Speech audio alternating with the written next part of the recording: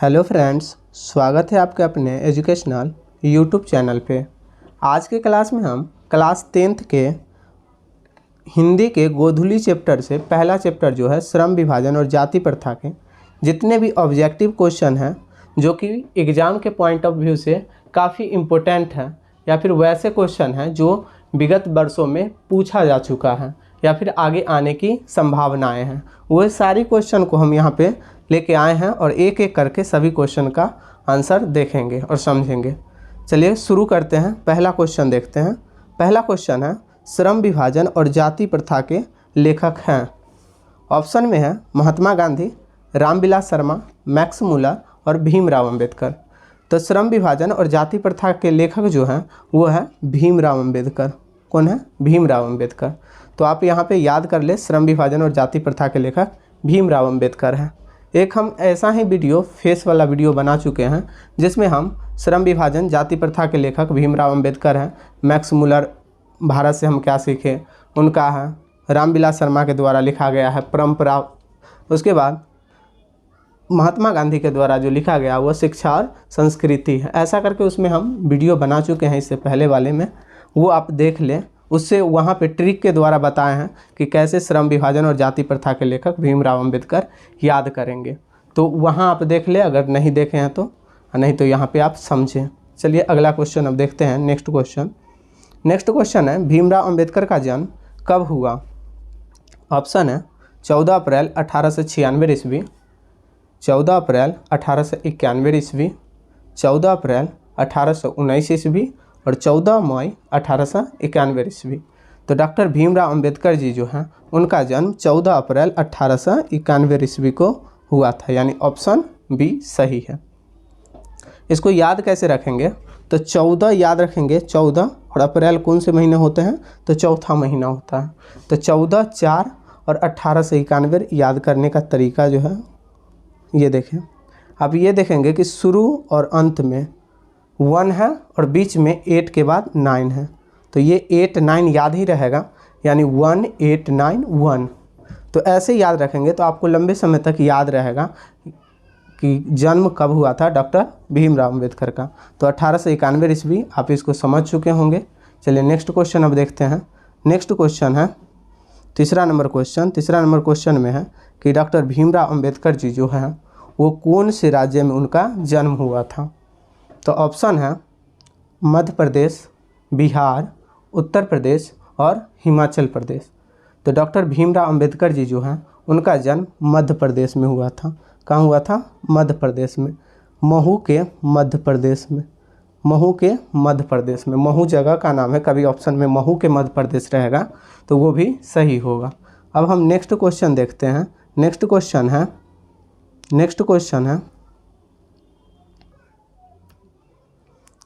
है कि डॉक्टर भीमराव अंबेडकर जी जो हैं उनका मृत्यु कब हुआ था? तो डॉक्टर भीमराव अंबेडकर जी का मृत्यु कब हुआ? ऑप्शन है जनवरी 1956 ईस्वी, जनवरी 1972 ईस्वी, दिसंबर 1956 ईस्वी और सितंबर 1956 ईस्वी। तो इसका सही आंसर हो जाएगा दिसंबर 1956 ईस्वी। इसको भी हम एक ट्रिक से याद रखेंगे, यानी दिसंबर महीना के लास्ट, यानी लास्ट महीना में इनका मृत्यु हुआ था दिसंबर में। 1956 में याद कैसे रखेंगे? तो 1900 ईस्वी याद रहेगा और 5 के बाद 6 आता है। 5 के बाद कितना आता है? 6। तो इस तरीके से याद रखेंगे कि डॉक्टर भीमराव अंबेडकर का मृत्यु जो हुआ था वो दिसंबर 1956 ईस्वी में हुआ था। नेक्स्ट क्वेश्चन है डॉक्टर भीमराव अंबेडकर किस वर्ग के परिवार में जन्म लिए थे? ऑप्शन है पिछला वर्ग, सामान्य वर्ग, उच्च वर्ग और दलित वर्ग। तो इसका सही आंसर हो जाएगा दलित वर्ग। ये कौन से वर्ग में जन्म लिए थे? तो दलित वर्ग में जन्म लिए थे। ठीक है।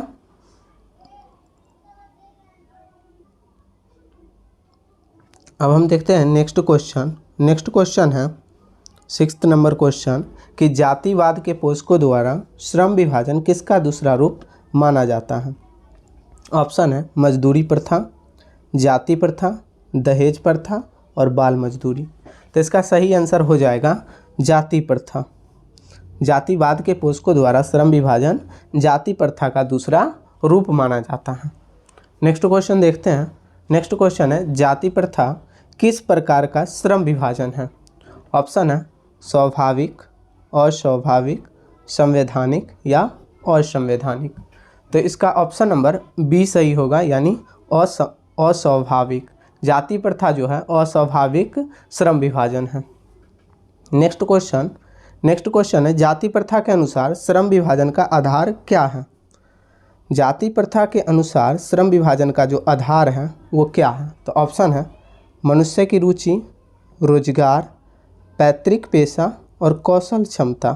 तो ये जो है जाति प्रथा के अनुसार श्रम विभाजन का आधार जो है यह है पैतृक पेशा, यानी पिता से ही जो पेशा मिला है वही काम को उनके पुत्र भी करेंगे, तो उसे हम पैतृक पेशा कहते हैं। ऑप्शन नंबर सी सही हो जाएगा। नेक्स्ट क्वेश्चन है कि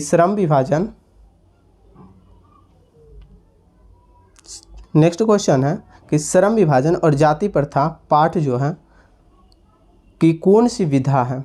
यह जो है शीर्षक जो पाठ है श्रम विभाजन और जाति प्रथा वह कौन सी विधा है? तो ऑप्शन में है साक्षात्कार, निबंध, भाषण और कहानी। तो हम बताए थे कि श्रम विभाजन और जाति प्रथा जो है यह एक निबंध है। क्या है? निबंध है। अब हम देखते हैं नेक्स्ट क्वेश्चन, 10 नंबर क्वेश्चन है कि विडंबना का अर्थ क्या है? यानी विडंबना का अर्थ क्या है? ये बुक में भी दिया गया है, आप देखेंगे कि विडंबना का अर्थ है। ऑप्शन है अपेक्षा, उपेक्षा, आडंबर या उपहास। तो इसका सही आंसर हो जाएगा उपहास। क्या होगा? उपहास। विडंबना का अर्थ जो है वह उपहास है। नेक्स्ट क्वेश्चन अब देखते हैं। नेक्स्ट क्वेश्चन है सच्चे लोकतंत्र का पर्याय है। ऑप्शन है जाति प्रथा, सुशासन, कानून व्यवस्था या भाईचारा। तो सच्चे जो लोकतंत्र है उसका पर्याय है भाईचारा। क्या है? भाईचारा। तो इसका सही आंसर हो जाएगा भाईचारा। नेक्स्ट क्वेश्चन है डॉक्टर भीमराव अंबेडकर के पिता का नाम क्या था? तो डॉक्टर भीमराव अंबेडकर जी जो हैं इनके पिता का नाम, ऑप्शन है धर्मदेव सकपाल, देव सकपाल, रामजी सकपाल या राजाजी सकपाल। तो इसका जो सही आंसर होगा वह होगा रामजी सकपाल। रामजी सकपाल जी जो हैं डॉक्टर भीमराव अंबेडकर के पिताजी हैं। ठीक है, इसको हम याद कराने का तरीका बताए थे कि भीमराव जो है इसमें म और रा है ना उल्टा, तो इसको रा और म पढ़ेंगे, पहले रा और फिर म पढ़ेंगे, तो क्या हो जाएगा? राम। और रामजी सकपाल। ऐसे ही हम बताए थे इनके माता का भी नाम, हम माता के नाम में आएंगे तो फिर बताएंगे। नेक्स्ट क्वेश्चन अब देख लेंगे। नेक्स्ट क्वेश्चन है भारतीय संविधान का निर्माता के रूप में हम किन्हें जानते हैं? ऑप्शन है महात्मा गांधी, डॉक्टर भीमराव अंबेडकर, डॉक्टर राजेंद्र प्रसाद या जवाहरलाल नेहरू। तो इसका सही आंसर हो जाएगा डॉक्टर भीमराव अंबेडकर। डॉक्टर भीमराव अंबेडकर को संविधान के निर्माता के रूप में जानते हैं या फिर इन्हें संविधान के जनक भी कहते हैं। तो कभी ये क्वेश्चन भी रहेगा कि संविधान के जनक हम किन्हें कहते हैं? तो हम बोलेंगे संविधान के जनक डॉक्टर भीमराव अंबेडकर को कहते हैं। ठीक है, अब हम देखते हैं नेक्स्ट क्वेश्चन। नेक्स्ट क्वेश्चन है 14 नंबर क्वेश्चन कि लेखक की दृष्टि में आदर्श समाज कैसा होना चाहिए? यानी लेखक जो है उनके दृष्टि में आदर्श समाज कैसा होना चाहिए? ऑप्शन है जिसमें स्वतंत्रता, समता और भ्रातृत्व का भाव हो। ऑप्शन बी है जिससे सभी धनी हो। ऑप्शन सी है जिसमें सभी पढ़े लिखे हो। ऑप्शन डी है जिसमें सभी गरीब हो। तो ये जो है लेखक की दृष्टि में आदर्श समाज जो है क्या होगा? ऑप्शन नंबर ए, यानी जिसमें स्वतंत्रता, समता और भ्रातृत्व का भाव हो, यानी भाईचारा हो। ठीक है, तो इसका सही आंसर ए हो जाएगा। अब हम नेक्स्ट क्वेश्चन देखते हैं। नेक्स्ट क्वेश्चन है कि लेखक की दृष्टि में विडंबना की बात क्या है? ऑप्शन है जातिवाद के पोषकों की कमी नहीं है, जातिवाद की पोषकों की कमी है, आर्थिक दृष्टि से जातिवाद उचित है या फिर जातिवाद लोकतंत्र के विरुद्ध नहीं है। तो इसका सही आंसर हो जाएगा जातिवाद के पोषकों की कमी नहीं है। तो लेखक की दृष्टि में विडंबना की बात क्या है? तो जातिवाद के पोषकों की कमी नहीं है। ऑप्शन ए सही होगा। नेक्स्ट क्वेश्चन हम देखते हैं, आधुनिक मनु कहा गया है? ऑप्शन है महात्मा गांधी को, भीमराव अंबेडकर को, डॉक्टर राजेंद्र प्रसाद को या जवाहरलाल नेहरू को। तो इसमें सही आंसर हो जाएगा, यानी आधुनिक मनु जो है भीमराव अंबेडकर को कहा गया है। Option number B is correct. And हम देखेंगे 17 नंबर क्वेश्चन, 17 नंबर क्वेश्चन है, डॉक्टर भीमराव अंबेडकर की रचनात्मकता के प्रेरक व्यक्ति थे। तो डॉक्टर भीमराव अंबेडकर जी जो थे उनके प्रेरक व्यक्ति कौन थे? ये जो है डॉक्टर भीमराव अंबेडकर वो किन से प्रेरित हुए थे? तो ऑप्शन है ज्योतिबा फुले, राजा राम मोहन राय, दयानंद सरस्वती या स्वामी विवेकानंद। तो इसका सही आंसर जो हो जाएगा वह होगा ज्योतिबा फुले। इनके प्रेरक व्यक्ति थे, यानी इनसे ये प्रेरित हुए थे। साथ ही साथ आप ये भी याद रखेंगे कि भगवान बुद्ध जो हैं, भगवान बुद्ध और कबीर, कौन है? कबीर। ये दोनों जो हैं इनसे भी ये प्रेरित हुए थे। तो ऑप्शन का भी रहेगा ज्योतिबा फुले, बुद्ध, कबीर और इनमें से सभी। तो हम वहाँ पे इनमें से सभी में टिक आउट करेंगे। ठीक है, तो ऐसे भी आपका क्वेश्चन रह सकता है, आप ध्यान दें। तो यहाँ से कई तरीके से क्वेश्चन बन सकता है। अब हम देखते हैं नेक्स्ट क्वेश्चन। नेक्स्ट क्वेश्चन है, किनके प्रोत्साहन पर बाबा साहब जो है यानी डॉक्टर भीमराव अंबेडकर उच्चतर शिक्षा यानी हायर एजुकेशन हेतु न्यूयॉर्क गए? ये न्यूयॉर्क ही नहीं गए बल्कि वहाँ से लंदन भी गए थे पढ़ने के लिए। तो किनके प्रोत्साहन राशि पे गए थे? ऑप्शन है बड़ौदा नरेश, काशी नरेश, पटियाला और दरभंगा नरेश। तो ये जो है डॉक्टर भीमराव अंबेडकर वो उच्चतर शिक्षा के लिए बड़ौदा नरेश के प्रोत्साहन राशि से न्यूयॉर्क और लंदन पढ़ने गए थे। तो इसका सही आंसर हो जाएगा ऑप्शन ए, यानी बड़ौदा नरेश। नेक्स्ट क्वेश्चन देखते हैं। नेक्स्ट क्वेश्चन है, बुद्धा एंड हिज धम्मा के लेखक कौन है? यानी बुद्ध और उनके धर्म के लेखक जो है कौन है, ये कौन लिखे हैं? ऑप्शन है महात्मा गांधी, भीमराव अंबेडकर, डॉक्टर राजेंद्र प्रसाद या जवाहरलाल नेहरू। तो इसका भी सही आंसर बी हो जाएगा, यानी भीमराव अंबेडकर। भीमराव अंबेडकर जी जो हैं बुद्ध एंड हिज धम्म के लेखक हैं। अब हम नेक्स्ट क्वेश्चन देखते हैं। नेक्स्ट क्वेश्चन है 20 नंबर क्वेश्चन कि भीमराव अंबेडकर की रचना है, यानी भीमराव अंबेडकर जी जो हैं इनकी रचना कौन है? ऑप्शन है the right and fall of the Hindu women. Next है संत परंपरा और साहित्य।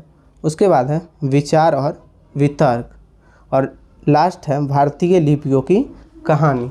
तो डॉक्टर भीमराव अंबेडकर जी जो हैं इनके द्वारा लिखा गया रचना है वह है the right and fall of the Hindu women. तो इसका सही आंसर ऑप्शन ए हो जाएगा। आपको हम एक ट्रिक भी बताए थे कि भीमराव अंबेडकर की रचना को याद करने का सबसे अच्छा तरीका ये भी है, अगर याद नहीं होता है तो, कि जो भी डॉक्टर भीमराव अंबेडकर जो रचना लिखे हैं, भाषण लिखे हैं, वो सब इंग्लिश में है, यानी अंग्रेजी में लिखा गया है। जैसे the right and fall of the Hindu women, और उसके बाद देखेंगे संत परंपरा और साहित्य, विचार और वितर्क, भारतीय लिपियों की कहानी, ये सब हिंदी में लिखा गया है। तो इससे भी आप ऑप्शन को चूज कर सकते हैं कि the right and fall of the Hindu women doctor Bhimrao Ambedkar के द्वारा लिखा गया रचना है। अब हम नेक्स्ट क्वेश्चन देखते हैं। नेक्स्ट क्वेश्चन है, लेखक आज के उद्योगों में गरीबी और उत्पीड़न से भी बड़ी समस्या किसे मानते हैं? लेखक जो है आज के उद्योगों और गरीबी उद्योगों में, यानी उद्योगों में गरीबी और उत्पीड़न से भी बड़ी समस्या किसे मानते हैं? ऑप्शन है निर्धारित कार्य को अरुचि के साथ व्यवस्थावश करना, दूसरा है अनुभवहीनता, तीसरा कार्य कुशलता का अभाव और चौथा एकता का अभाव। तो इसका सही आंसर हो जाएगा ऑप्शन ए। ऑप्शन ए में है निर्धारित कार्य को अरुचि के साथ व्यवस्थावश करना, यानी कोई काम जो है पहले से निर्धारित कर दिया गया और उस व्यक्ति को उसमें रुचि हो या ना हो उससे कोई मतलब नहीं है, अरुचि के साथ ही व्यवस्थावश करना, यानी बेबस हो जाना उस काम को करने के लिए, उसके लिए वही काम है। जैसे जाति के आधार पर किसी काम को नहीं बांट दिया गया था, जैसे कोई नाई है तो वो सिर्फ और सिर्फ बाल काटेगा, ठीक है। कोई बढ़ई है तो वो सिर्फ और सिर्फ फर्नीचर के काम करेंगे। इसी तरीक़ा से बांट दिया गया था। तो इससे क्या समस्याएं होती थी कि उसे काम करने में अरुचि होती थी। मान लीजिए उसे वो काम करने में रुचि ही नहीं होगा तो वो काम को सही ढंग से नहीं कर पाएगा, और यदि सही ढंग से नहीं कर पाएगा तो वो काम सही से नहीं होगा। तो इसके लिए गरीबी और उत्पीड़न से भी बड़ी समस्या माना गया है किसे, अरुचि के साथ किसी काम को करना, ठीक है। तो इसका सही आंसर हो जाएगा ऑप्शन ए। अब हम देखते हैं 22 नंबर क्वेश्चन। 22 नंबर क्वेश्चन में है भारतीय संविधान के निर्माण में महत्वपूर्ण भूमिका, भूमिका हो गया, ये भूमिका होगा, महत्वपूर्ण भूमिका किसकी है। तो भारतीय संविधान निर्माण में महत्वपूर्ण भूमिका जो है कौन है, ऑप्शन है यहाँ पे कि महात्मा गांधी, डॉक्टर भीमराव अंबेडकर, डॉक्टर राजेंद्र प्रसाद और जवाहरलाल नेहरू। तो भारतीय संविधान के निर्माण जो हुआ था उसमें महत्वपूर्ण भूमिका जो है वह भीमराव अंबेडकर की है। इसीलिए इन्हें भीमराव अंबेडकर को भारतीय संविधान के जनक कहा जाता है, और या फिर भारतीय संविधान के निर्माता कहा जाता है। किन्हें, भीमराव अंबेडकर को। तो इसका सही आंसर हो जाएगा भीमराव अंबेडकर, ठीक है। हम नेक्स्ट क्वेश्चन अब देखते हैं। नेक्स्ट क्वेश्चन है 23 नंबर क्वेश्चन कि भारत में बेरोजगारी का एक प्रमुख कारण क्या है। यानी हमारा देश जो है भारत, उसमें बेरोजगारी का एक प्रमुख कारण क्या है। ऑप्शन है दहेज प्रथा, जाति प्रथा, सती प्रथा या बाल विवाह। तो इसका सही आंसर हो जाएगा ये जो है भारत में बेरोजगारी का एक प्रमुख कारण जो है यह है जाति प्रथा। क्या है, जाति प्रथा। जाति प्रथा जो है भारत में बेरोजगारी का एक प्रमुख और प्रत्यक्ष कारण बना हुआ। नेक्स्ट क्वेश्चन है, नेक्स्ट क्वेश्चन देखें, सभ्य समाज जो है श्रम विभाजन के लिए किसको आवश्यक मानता है। सभ्य समाज जो है श्रम विभाजन के लिए किसको आवश्यक मानता है।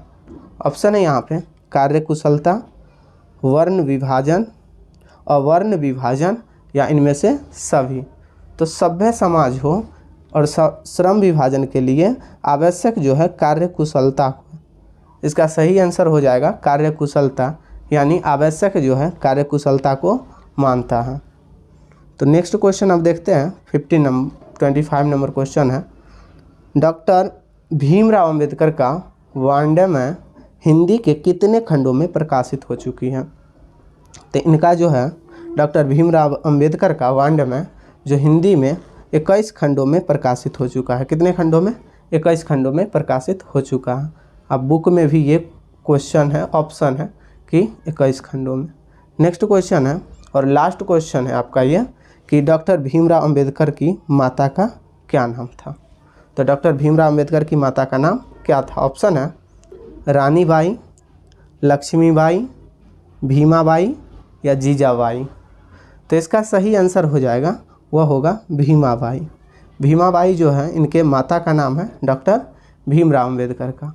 लेकिन आप भीमाबाई कैसे याद रखेंगे थोड़ा देख लें, भीमराव अंबेडकर से याद रखेंगे, भीमराव से, ठीक है।